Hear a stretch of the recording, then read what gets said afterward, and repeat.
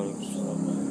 Alhamdulillah rabbil alamin wa bihi nasta'in wa 'alaihi yatawakkalu wa huwa hasbi wa ni'mal wakeel wa la haula wa la quwwata illa billahil 'aliyyil 'azim. Subhanaka la 'ilma lana illa ma 'allamtana innaka antal 'alimul hakim. Allahumma shalli ala sayyidina Muhammadin qamaril wujud fi hadzal yawm wa fi kulli yawmin wa fi yawmil maw'ud syirran wa jahran fid dunya wal ukhra wa ala alihi wa sahbihi wa sallim amma ba'd. Allahumma 'allimna ma yanfa'una wanfa'na bima 'allamtana. Allahumma zidna ilman warzuqna fahman wa atina al-hikmah. Allahumma barik lana fi majlisina hadza. Allahumma barik lana fi majlisina hadza bi rahmatika ya arhamar rahimin walhamdulillahi rabbil alamin. Ya, ikuti saya. Bismillahirrahmanirrahim. Bismillahirrahmanirrahim. Nawaitu ta'alluma wat ta'lima wal ifadata wal istifadata wal hasan ala tamassuki bi kitabillahi wa sunnati rasulillahi sallallahu alaihi wasallam. Allahumma arinal haqqan haqqan warzuqna ittiba'a wa arinal batilan batila warzuqna ittinaba. Allahumma hdina li ahsanil akhlaq wa innahu la yahdi li ahsaniha illa anta washrif anna sayyi'aha fa innahu la yashrifu sayyi'aha illa anta. Wa sallallahu ala sayyidina Muhammadin wa ala alihi wa sahbihi wa sallam.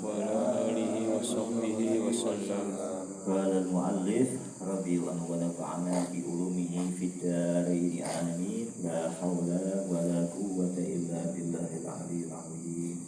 Ya, saya ingatkan sendal yang saya pakai ini memang untuk di dalam bersih ya, karena badan memang kurang sehat. Saya pakai sendal sengaja ya, ingin sebab jadi bersih sendal ini enggak apa khusus memang untuk di dalam, bukan dipakai di luar kemudian juga dipakai di dalam, tidak memang khusus untuk sendal di dalam. Bismillahirrahmanirrahim. Thumma inna nazarna fiha wa ta'ammalna tariqaha min madaiha ila maqasidiha allati amani salikiha fa idza hiya tariqun wa'run wa sabilun sa'bun kasirul aqbat sadidul masyaqat ba'idal masafat azimatul afat kasiratul awaiq wan nawaiq khafifatul mahalik wal maqatib aziratul a'da wal qutta aziyatul asya wal adba wa kadza yajibu an takuna li annaha tariqal jannah. Kemarin sudah diterangkan ya.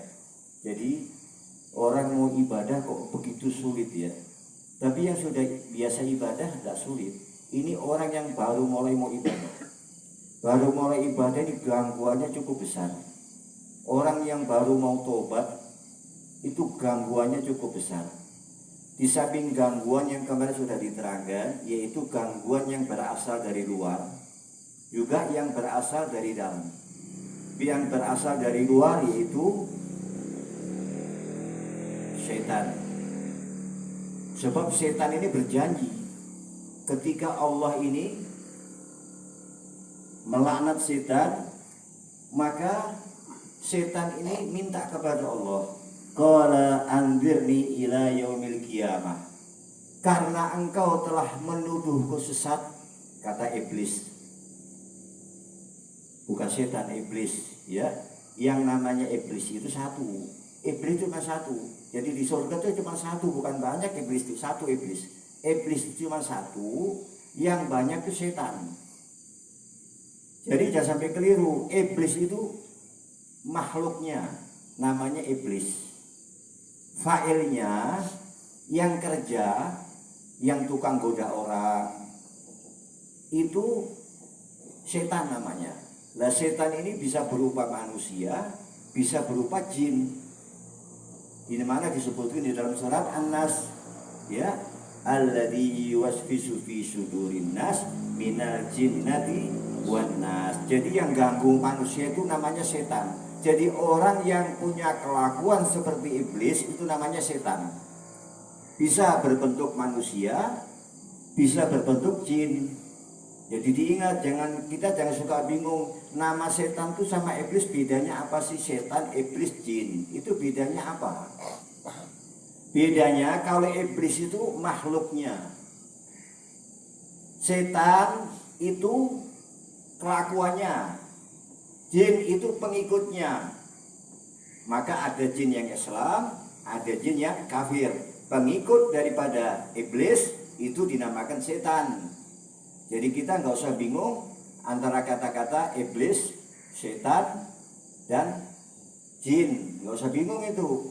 Sekali lagi saya katakan, iblis itu makhluknya cuma satu, adanya di surga dulu. Nggak banyak, iblis itu cuma satu. Setan banyak, pengikutnya banyak. Ya ada pengikutnya manusia, ada pengikutnya dari golongan jin. Demikian juga yang mengikuti kelakuan iblis itu bisa namanya setan, juga bisa namanya jin, juga bisa namanya manusia. Ya, jadi kalau kita nanti mengutuk setan, dasar setan, nanti setan kelak akan menuntut kita. Ingat ini, kita jangan suka mengucap sembrono. Dasar anak setan, dasar setan, nanti setan itu akan menuntut kita di hari kiamat. Dia bilang, ya Allah, aku tidak terima dilaknat sama orang itu. Kenapa? Karena dia melaknat atas nama dirinya, bukan atas namamu. Oleh karena itu kalau mau melaknat ya dasar laknatullah setan. Begitu, bukan dasar setan. Ya pakai dasar setan laknatullah. Begitu, jadi ditambahin. Jangan sampai nggak ditambahin. Kalau kalian mencaci maki dasar setan, berhenti. Nanti setan bakal nuntut kalian di hari kiamat. Sebab yang berhak melaknat itu Allah. Maka setan nanti nggak terima di hari kiamat. Dia akan menuntut balas di kitab Ihya. Ini disebutkan nanti setan bakal nuntut balas. Dia nggak mau dilaknat. Kemudian Allah bertanya, kenapa? Kamu kan dilaknat. Dia melaknatku atas nama dirinya, bukan atas namamu. Jadi aku nggak terima. Nah, maka dikurangi pahalanya orang yang melaknat setan tanpa pakai nama Allah. Makanya kalau melaknat setan pakai dasar setan laknatullah. Begitu caranya. Ya. Nah, ini setan ini setelah dilaknat sama Allah, diusir, maka setan mengatakan, qala anzirni ila yaumil qiyamah. Setan ngomong sama Allah, minta tundalah aku sampai hari kiamat. Setan minta kepada Allah. Maka Allah mengatakan, qala innaka minal mundharin. Engkau termasuk orang-orang yang ditangguhkan kematianmu sampai hari kiamat nanti, kata Allah. Setelah dikasih kelonggaran sama Allah, setan nanti bakal mati di hari kiamat. Setan lebih kurang ajar lagi. Sudah dikasih sama Allah untuk nanti matinya di hari kiamat, setan yang minta dikabulkan sama Allah. Maka setan mengatakan, qala fa bima aghwaytani. Setan ngomong sama Allah, karena engkau telah menuduh aku tersesat, maka aku akan mengganggu hambamu dari jalan lurusmu. Jadi kita bakal diganggu sama setan. Ini sumpahnya setan di hadapan Allah ini. Jadi setan mengganggu, aku akan menyesatkan hambamu dari jalan yang lurus, kata setan di hadapan Allah Subhanahu wa ta'ala. Thumma la'atiyannahum min baini aydihim wa min khalfihim wa min aymanihim wa an samairihim. Dan aku akan mendatangi dia dari depan, dari belakang, dari samping kanan, dari samping kiri. Coba, kita nih dikepung sama setan. Kita nih dikepung sama setan. Maka di dalam pelajaran berikutnya nanti, kalau kita ingin beribadah kepada Allah, kita harus ikrar bahwa setan adalah musuh saya. Ini harus ikrar. Jadikan musuh setan. Jadi jangan jadikan teman. Maka setelah setan mengatakan seperti itu, wala tajidu aktsarahum syakirin, maka engkau tidak akan menemui, wahai Tuhan, mereka banyak bersyukur kepadamu. Kebanyakan manusia kufur kepada Allah, sedikit yang bersyukur kepada Allah Subhanahu wa ta'ala. Ini janjinya setan. Jadi kalau banyak manusia kurang syukur, ini memang setan janji begitu. Nanti engkau akan mendapati mereka kebanyakan tidak bersyukur kepadamu. Ternyata banyak manusia-manusia, biar dikasih kekayaan sekaya apapun, tidak pernah bersyukur kepada Allah. Apa makna syukur? Makna syukur itu kita menggunakan segala pemberian Allah di jalan Allah Subhanahu wa ta'ala. Itu namanya syukur. Maka ketika Nabi Musa bertanya kepada Allah, wahai Tuhanku, kenapa engkau mengatakan bahwa Nabi Adam itu orang yang pandai bersyukur? Maka Allah menjawab, Adam itu adalah dia mengetahui bahwa segala pemberian itu dariku. Nah, kita harus begitu. Kita ini menyadari segala pemberian apapun, kemarin sudah ceritakan, hidup kita ini pemberian Allah, umur kita pemberian Allah, udara pemberian Allah, semuanya ini pemberian Allah. Ini Nabi Adam mengatakan bahwa Nabi Adam itu mengetahui segala apa yang diterima dari dirinya kepada dirinya itu pemberian dari aku, kata Nabi Adam alaihissalam. Kata Allah Subhanahu wa ta'ala, kita pun harus begitu seperti Nabi Adam. Setiap yang diterima oleh kita bukan hasil usaha kita, tapi karena karunia Allah Subhanahu wa ta'ala. Ingat itu, jadi jangan sampai kita tertipu oleh setan. Nanti kita berusaha, karena saya berusaha keras sehingga saya berhasil. Hati-hati ucapan seperti itu. Kalau karena kerja kerasmu sehingga kamu berhasil, berarti Allah tidak kuasa. Kalau toh seandainya kita berhasil, itu merupakan karunia Allah Subhanahu wa ta'ala. Apapun yang kita usahakan di dunia ini karena karunia Allah Subhanahu wa ta'ala. Ini janjinya setan di hadapan Allah. Jadi kita harus hati-hati sama setan. Yang selanjutnya, yang di dalam adalah nafsu. Maka dikatakan oleh baginda Rasulullah SAW, ada aduwek nafsu allati baina janbaik, musuh yang paling membahayakanmu, kata Rasulullah, adalah nafsumu sendiri. Oleh karena itu, kalau ingin beribadah, kita harus siap untuk melawan nafsu. Ya sulit, tapi harus dilawan nafsu tadi. Maka dikatakan di sini, nafsu itu terletak di antara dua lambungmu. Di sini nafsu.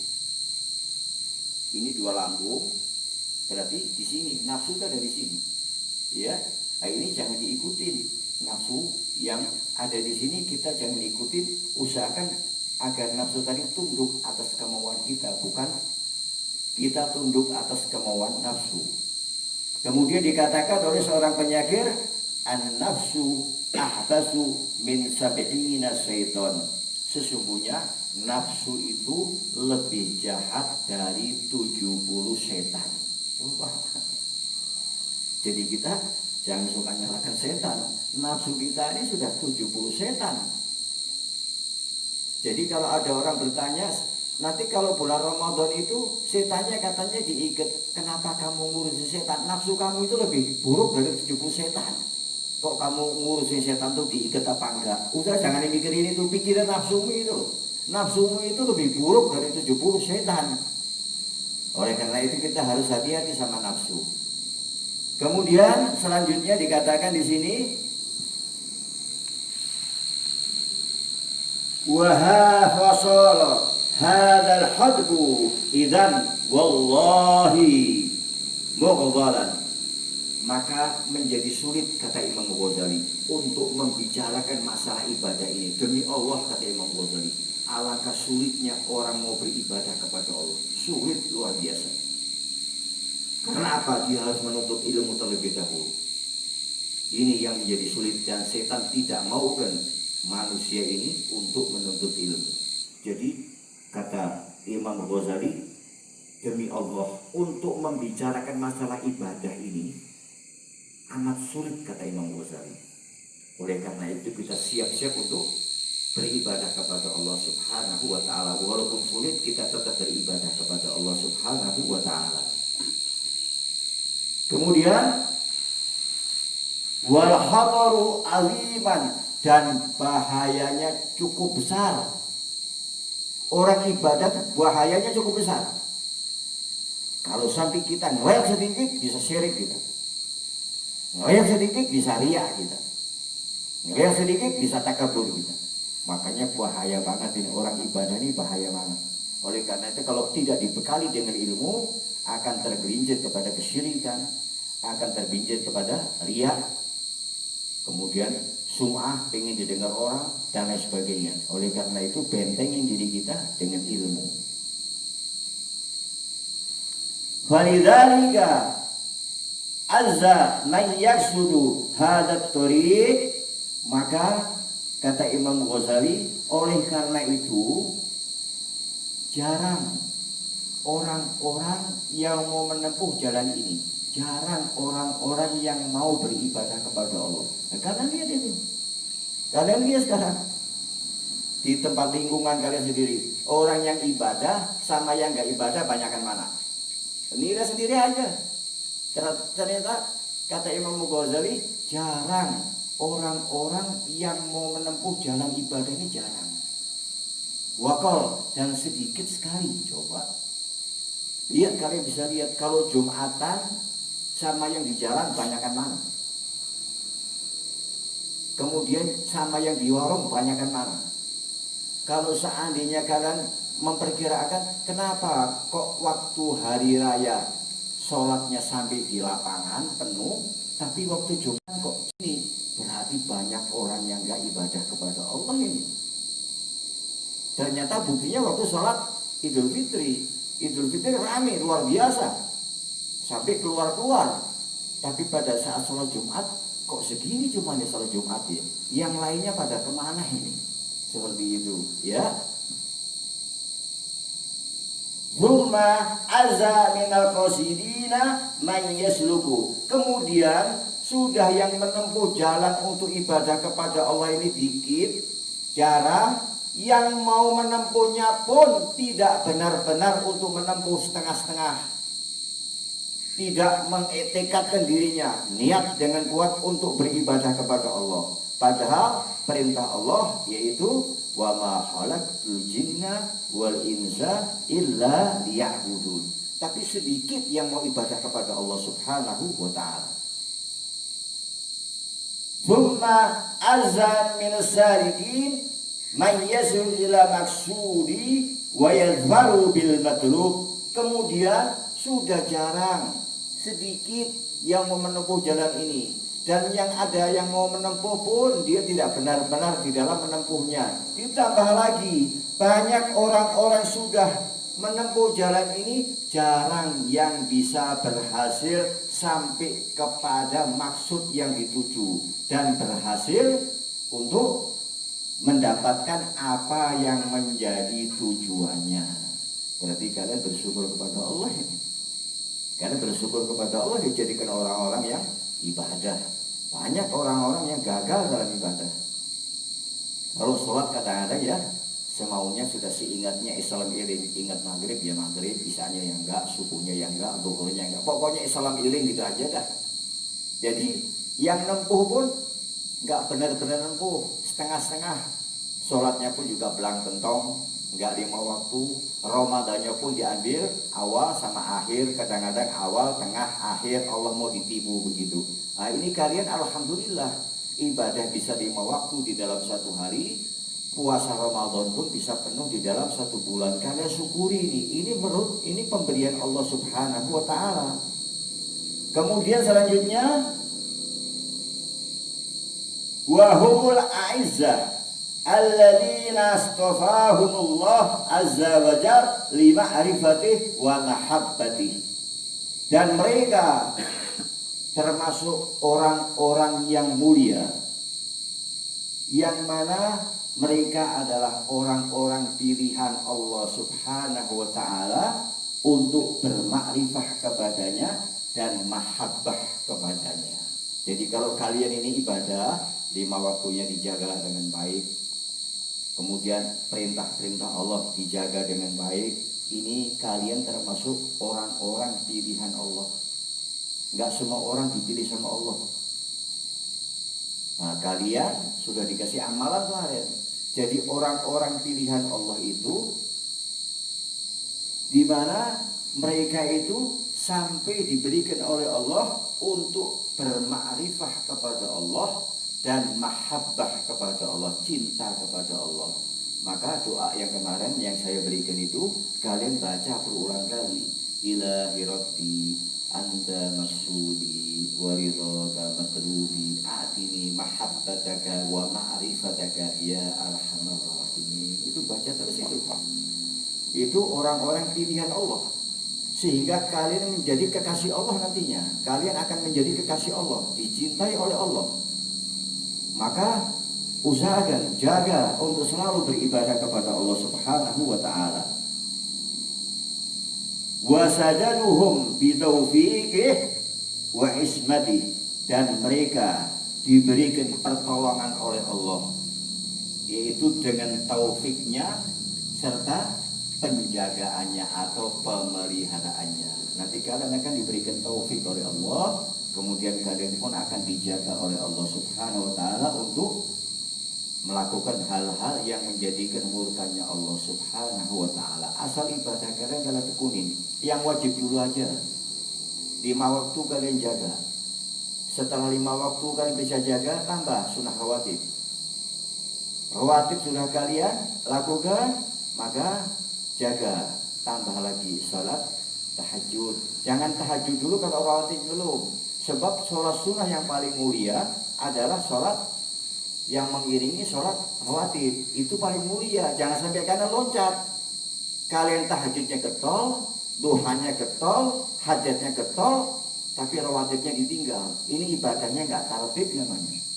Kejar dulu yang tertib, yaitu sholat rawatib beres 5 waktu, tambah sholat sunnah rawatib, baru tambah sunnah-sunnah yang lain, yaitu qiyamul lail. Kemudian setelah qiyamul lail tambah dengan sholat duha. Kemudian tambah dengan sholat yang lainnya, sunnatul wudu, syukur wudu, atau yang lainnya tahiyatul masjid. Itu baru kalian ditambah-tambah nantinya. Tapi yang penting kalian kerjakan dulu yang 5 waktu. Sebab ya ikhwan, saya ini prihatin sama orang-orang yang nyantrinya udah 1000 tahun. Nyantrinya 1000 tahun. Kitabnya luar biasa. Jadi imam lagi di masjid. Kalian perhatikan. Ingat, ini untuk sekedar kalian perhatikan. Kalau kalian rajin taklim, kalian akan merasa kenapa kok manusia ini pada seperti ini. Ingat, kalian lihat imam kalau baca suratul Fatihah. Ya, Bismillahirrahmanirrahim. Kalau ada orang baca begitu, kalian kasih sedotan, suruh nyedot itu. Ingat, kalian ambil Al-Quran yang lama. Kalian lihat roh itu keluar dari mana. Kalau baca bismillah bukan Bismillahirrahmanirrahim, itu bacaan yang salah itu. Sebab huruf roh itu tidak, bibir tidak bergerak, itu huruf roh itu. Bismillahirrahmanirrahim, bukan Bismillahirrahmanirrahim. Kalau orang awam, oh orangnya fasih luar biasa itu. Tapi ternyata di dalam ilmu tajwid salah kaprah itu, nggak karuan semuanya. Maka beli Al-Quran yang lama. Kalau punya Al-Quran yang lama nanti dibuka. Oh ternyata saya salah ini, huruf ro ini letaknya ada di tengah. Kenapa kok bibir saya monyong kalau waktu baca roh, ya? Kemudian orang membaca Alhamdulillahi Rabbil Alamin. Kehancuran hanya bagi Allah Tuhan semesta alam. Na'udzubillah. Ingat, hati-hati kalian. Maka saya mengajar kalian pelan-pelan supaya kalian betul-betul sempurna di dalam membaca suratul Fatihah. Kalau ada orang membaca suratul Fatihah, Alhamdulillahi Rabbil Alamin. Ingat ya, kalau dibaca Alhamdulillah, dibaca pakai ha, bukan pakai ha, itu artinya kehancuran bagi Allah alam semesta. Coba, ini jadi murtad orang begini. Ya, kemudian alaminya dibaca hamzah, bukan dibaca alamin, dibacanya alamin, ya. Kemudian nanti ada kesalahan, ada 10 kesalahan orang banyak membaca di dalam suratul Fatihah. Tapi kalian belajar pelan-pelan, perbaiki daripada makhrajnya, sebab makhraj punya hak. Ngatakan sin, jangan sekali-kali kalian bibir ikut shot. Ihdinas syiratal mustaqim, ihdinas syiratal mustaqim, ihdinas syirat. Kasih sedotan orang itu, bibirnya ditarik gitu. Kasih tahu, Pak Ustadz, itu kalau huruf shot itu kenapa kok lidahnya monyong? Sedang di dalam Al-Quran ini nggak monyong lidah ini. Ingat itu, ini banyak orang baca gitu seolah-olah orang awam imamnya fasih katanya. Nggak taunya salah kaprah semuanya. Ingat itu. Jadi ihdinas syiratal mustaqim, ihdinas syiratal, bukan ihdinas syiratal, bukan, nggak monyong. Kalau shot itu nggak monyong. Kemudian kalau baca Siratal ladzina an'amta 'alaihim ghairil maghdubi 'alaihim waladdallin bibirnya enggak bergerak. Bukan waladdo, bukan itu, bukan bo. Itu lo itu lihat. Lo itu lidahnya di tengah-tengah. Di langit-langit. Jadi waladdallin, bukan waladdo. Salah kaprah itu baca begitu. Ya. Kemudian ihdinas syiratal, salah lagi malah itu. Nggak ada itu bunyi begitu tuh, nggak ada, itu bunyi orang-orang dibuat-buat itu. Jadi kalau mau baca ihdinas syiratal mustaqim, iya di Al-Quran itu di tengah-tengah letaknya. Langit lidah itu di tengah-tengah. Ihdinas syiratal mustaqim, bukan syiratal. Salah semua itu, Masya Allah. Ada 10 kesalahan di dalam membaca suratul Fatihah. Dan 5 kesalahan kalian akan menjadi murtad. Seperti tadi, Alhamdulillahirabbil alamin, kehancuran bagi Tuhan semesta alam. Wah, ditantang Allah. Ya, oleh karena itu kalau orang yang nggak belajar maklum. Tapi yang sudah belajar, kenapa kok seperti itu bacanya? Kamu tuh belajar tajwid dari mana? Yang ngajarin kamu tuh siapa? Oleh karena itu nanti kalau kalian belajar fikih sampai di suratul Fatihah, kalian akan saya tuntun pelan-pelan sampai lidah kalian betul-betul duduk di huruf itu. Jangan sampai lidah kalian tidak duduk di huruf itu dan kemudian usahakan bawa catatan. Nanti antara beda alhamdulillah segala puji bagi Allah, alhamdulillah segala kehancuran bagi Allah Tuhan semesta alam. Sudah beda banget, jauh itu artinya sudah jauh banget itu, ya. Oleh karena itu hati-hati hadirin, hati-hati. Maka orang ibadah itu sulit, ini sulit. Maka banyak orang yang sholatnya dianggap diterima, nggak taunya malah nyaci maki Allah itu. Kehancuran bagi Tuhan semesta alam. Coba itu, gara-gara salah baca gitu. Oleh karena itu, saya katakan ibadah itu sulit. Tapi bagi kalian yang mau tidak akan sulit mudah. Oleh karena itu nanti kita perbaiki dari membaca suratul Fatihah satu-satu. Kalian catat mana yang banyak dibaca oleh para imam, ternyata bacaan itu salah. Nah, kemudian kasih sama Pak Imam, ini Anda nih baca ini salah, harusnya begini. Dari mana Anda ngaji? Nah, kalau Pak Imam mau ikut saya, ayo ngaji. Begitu caranya. Anda sudah mau jadi imam, harus siap untuk ilmu jadi imam. Jangan jadi imam karena tuanya, jangan jadi imam karena kayanya. Tapi lihat, fasih nggak bacaannya Al-Quran tadi? Seperti itu ya. Oleh karena itu sekali lagi, kalian saya ajarkan pelan-pelan agar ibadah kalian betul-betul sempurna dan diterima sama Allah Subhanahu wa Ta'ala. Dan selama ini kalian belum bisa, tapi kalian belajar, Allah pun mengampuni kesalahan kalian kalau selama belajar. Ini kalian selalu diampuni oleh Allah karena kalian ingin menuju kepada sempurna untuk beribadah kepada Allah Subhanahu wa Ta'ala.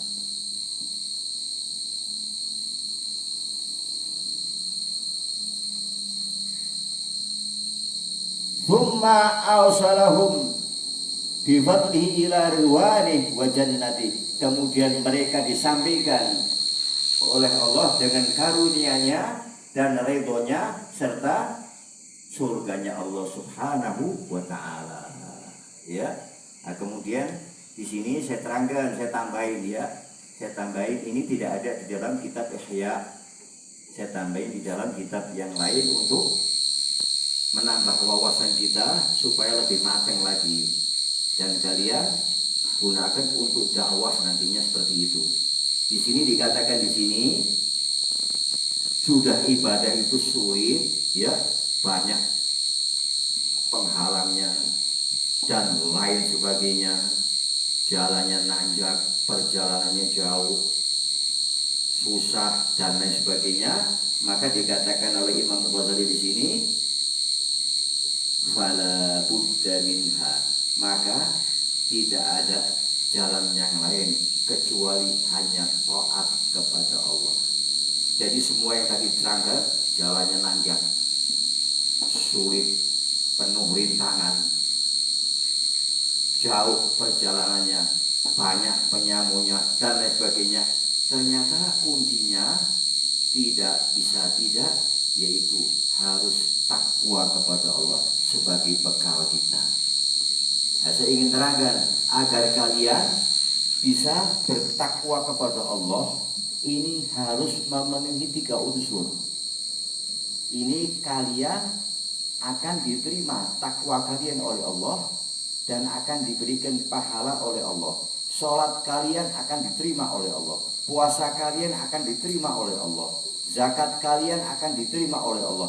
Asal memenuhi 3 unsur untuk takwa kepada Allah Subhanahu wa Ta'ala. Yang pertama, takwa membutuhkan hidayah.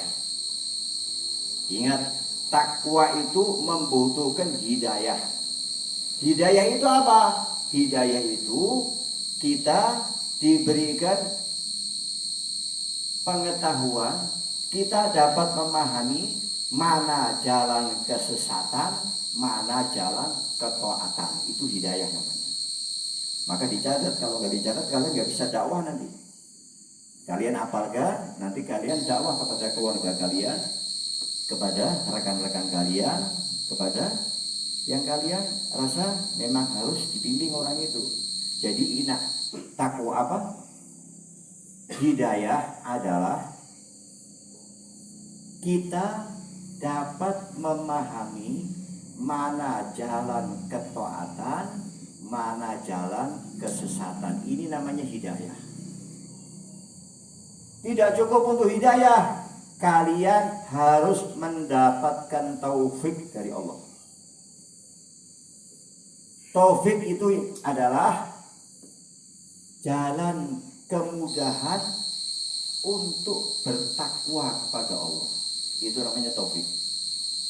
Jadi Allah memberikan kemudahan kepada kita untuk melakukan ketaatan kepada Allah, menjauhi larangannya dan melaksanakan perintahnya. Itu namanya taufik. Jadi kalau cuma hidayah aja belum bisa kita diterima taat kita harus butuh taufik. Ya. Nah, kemudian yang ketiga, i'anah, pertolongan Allah atau inayah. 3 ini. Inayah adalah yaitu kita dapat menyempurnakan arti daripada takwa kepada Allah, butuh inayah. Kalau kalian nggak ada inayah, malas ibadah kepada Allah. Malas ibadah kepada Allah. Kalian dikasih hidayah sama Allah, dikasih taufik sama Allah, tapi nggak dikasih inayah, kalian malas ibadah. Udah Isya, entar aja kan waktunya panjang, jam 10, entar aja, nggak taunya tidur, entar aja sekalian bangun jam 4, nanti sholat Isya, nggak taunya bablas sampai jam 6, sholat Isyanya enggak. Nah, dan sebagainya. Kalian akan malas untuk beribadah kepada Allah kalau tidak mendapatkan inayah dari Allah.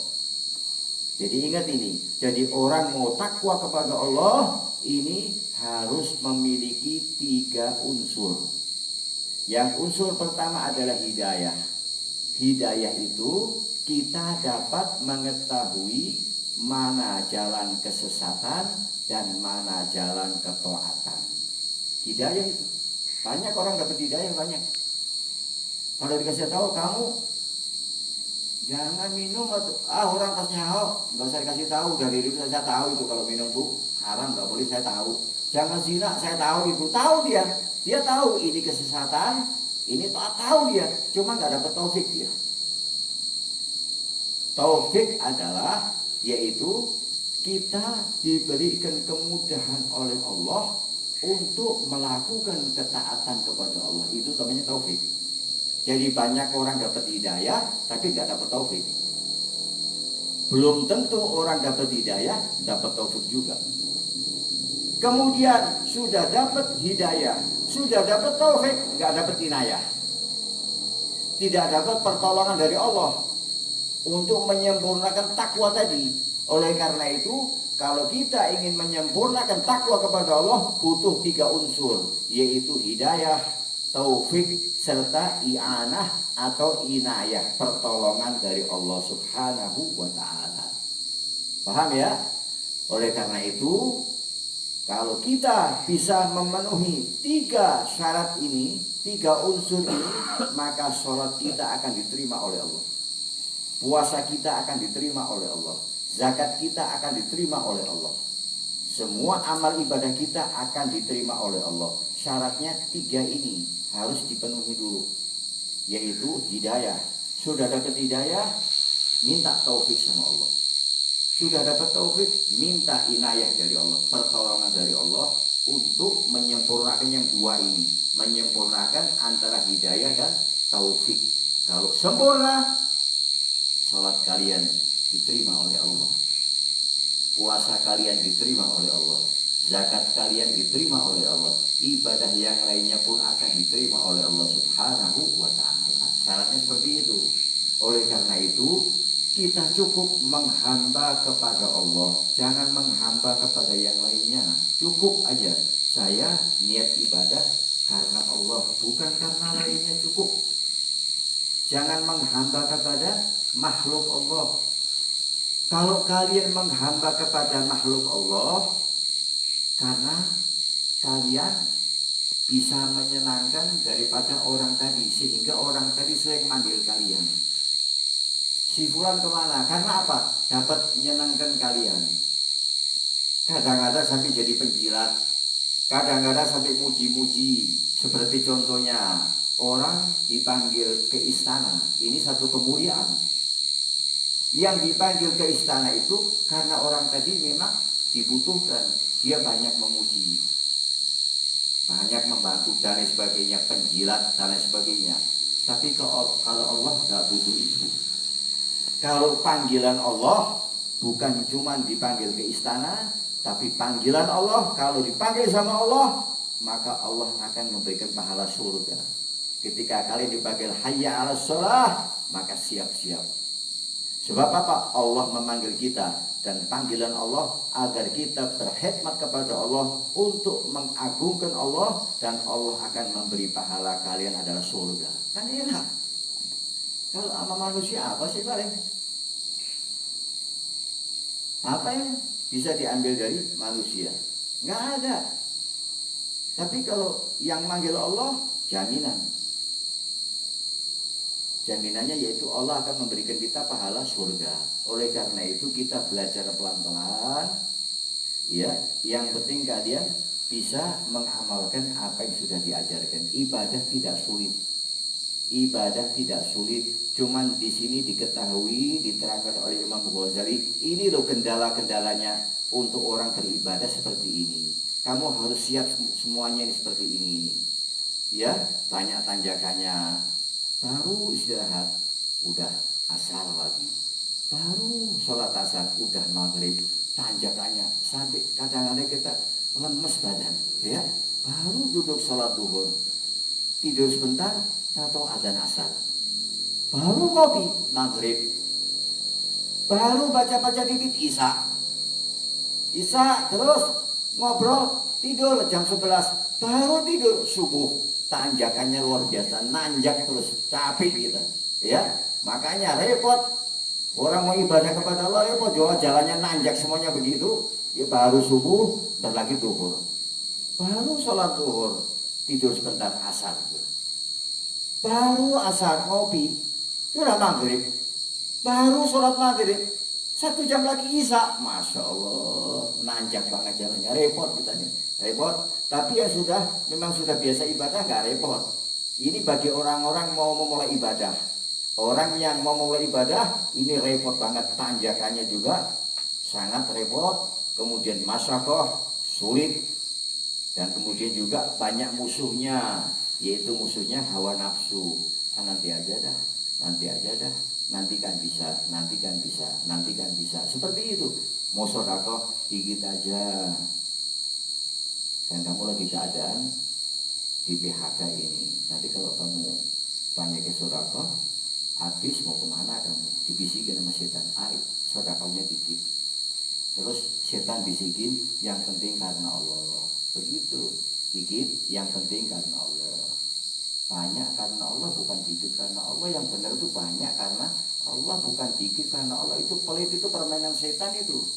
Itu dikit, yang penting ikhlas. Itu permainan setan itu, banyak ikhlas. Seperti itu. Kalau memang gak punya ya sudah, semampu kita mau sedekah.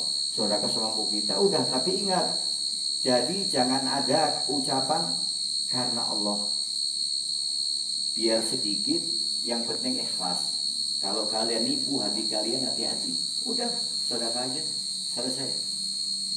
Jangan ada sampai omongan, biar dikit yang penting ikhlas. Itu tipu daya setan, hati-hati. Kita nanti akan disimpangkan sama setan, kita nggak bersanati. Mudah-mudahan ya pelajaran yang malam ini ada tambahan, yaitu dimana bahwa modal yang utama untuk bisa mengalahkan dari itu semua yang kemarin diterangkan, ternyata satu modalnya takwa kepada Allah. Takwa harus disertai dengan 3 unsur: hidayah, taufik, inayah dari Allah Subhanahu wa ta'ala. Kalau bisa melengkapi 3 ini, berarti takwamu sempurna di hadapan Allah, dan sholatmu akan diterima oleh Allah, puasamu akan diterima oleh Allah, zakatmu akan diterima oleh Allah, ibadah yang lain pun akan diterima oleh Allah Subhanahu wa ta'ala. Rabbana anfa'na bima 'allamtana, Rabbi 'allimna alladhi yanfa'una, Rabbi fahkina wa baqi halana wa qarabatil lana fi dinina ma ahlil qudri unsa wa zakar. Rabbi wafiqna wa waqihum lima tardi qawlan wa fi'lan karama warzuqil kulla halalan daima wa hilla ya ulama nahwa bil khairi wa nufa kulla syarr. Rabbana silh lana kulla syu'un wa agir bi ridha minkal uyun wa bi'ana rabbana kulla tuyun qabla an ta'tiyana rusulul manun. واغفر استر عند كرم من شدر وصلاة الله داوس المصطفى من إلى الحق دعانا والوفا بكتاب فيه للناس شفاء وعلى الآل الكرام شرفا وعلى صحب المصابيح الغرار. اللهم اهدنا بهداك واجعلنا ممن يشارع في رضاك ولا تولنا وليا سواك ولا تجعلنا ممن خالف أمرك وعصاك wa hasbunallahu wa ni'mal wakil, wa la hawla wa la quwwata illa billahil aliyyil azim. Wa sallallahu ala sayyidina Muhammadin wa ala alihi wa sahbihi wa sallam, walhamdulillahi rabbil alamin. Yang kemarin saya kasih udah apa?